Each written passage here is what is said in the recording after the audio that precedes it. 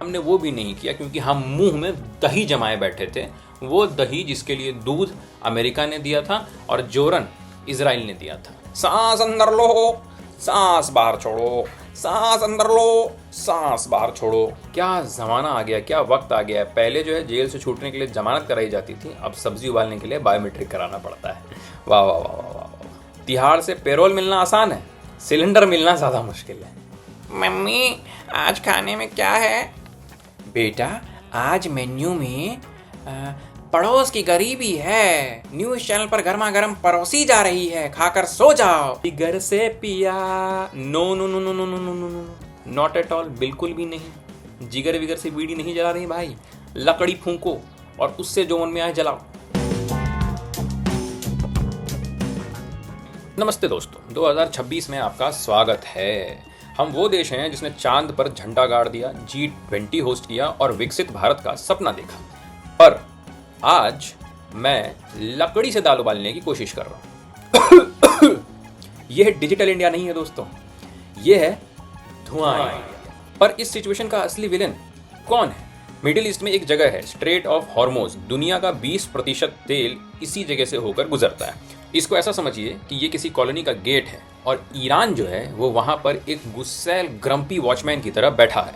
कुर्सी पर बैठा है, रजिस्टर लेकर के हर टैंक को घूर रहा है। जहां एक तरफ ट्रंप ने कुछ कहा या जहां दूसरी तरफ इजराइल ने मिसाइल चलाई, ईरान ने वहीं ये दरवाजा, ये गेट बंद कर दिया। और उसकी वजह से यहाँ दिल्ली में, मुंबई में, राजस्थान में, बेंगलोर में, बिहार में लोगों की दाल ठंडी रह गई। अब आप पूछेंगे कि भाई मेरे, ट्रंप और ईरान की लड़ाई मिडिल ईस्ट के किसी पार्किंग में हुई है, तो यहाँ दिल्ली में मेरी दाल ठंडी क्यों है? कोई सेंस है इस बात का? है, बिल्कुल सेंस है। क्योंकि हमारा 85% LPG और आधा कच्चा तेल जो है वो उसी गली, उसी रास्ते से होकर के भारत पहुंचता है। चीन का टैंकर आराम से निकलने दिया जा रहा है, रूस का टैंकर भी आराम से निकलने दिया जा रहा है, पर हमारा टैंकर उनको रोका जा रहा है। इसके पीछे रीजन जानते हैं क्या है? बड़ा सिंपल सा रीजन है। जब हमें एक डिप्लोमेटिक स्टैंस लेकर ईरान के लिए एक ऑफिशियल स्टेटमेंट, हमने वो भी नहीं किया क्योंकि हम मुंह में दही जमाए बैठे थे। वो दही जिसके लिए दूध अमेरिका ने दिया था और जोरन इजराइल ने दिया था। उस चीज की वजह से अब हमारे पास आने वाले तेल और गैस के टैंकर जो हैं वो रोके जा रहे हैं और उसका असर मेरे और आपके किचन पर पड़ रहा है। और इस हरकत की वजह से ऐसा लगने लगा है कि ईरान के साथ जो हमारी पुरानी दोस्ती थी उसका रिचार्ज खत्म हो गया है और अब हम एक नो नेटवर्क जोन में फंसे हैं। All thanks to our diplomatic policies.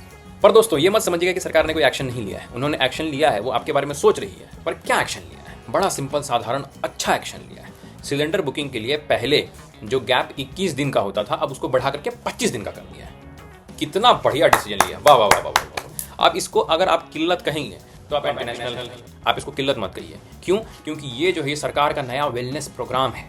सांस अंदर लो, सांस बाहर छोड़ो, सांस अंदर लो, सांस बाहर छोड़ो। और गैस वो आएगी 25 दिन के बाद। पहले 21 दिन थे, अब 25 दिन है। अगले महीने शायद 30 दिन हो जाएंगे। और उसके बाद अगर यही स्थिति चलती रही तो सिलेंडर जो है उसको एनिवर्सरी गिफ्ट की तरह ट्रीट किया जाएगा। साल में एक बार उससे मिलेंगे बड़े प्यार से। और इसके ऊपर से आप सिलेंडर बुक करने के लिए OTP और बायोमेट्रिक भी देना होगा।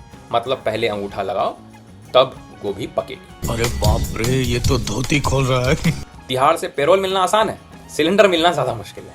अच्छा, अब खाना नहीं है, चूल्हा नहीं जल रहा और होटल बंद हो रहे हैं, तो क्या करें?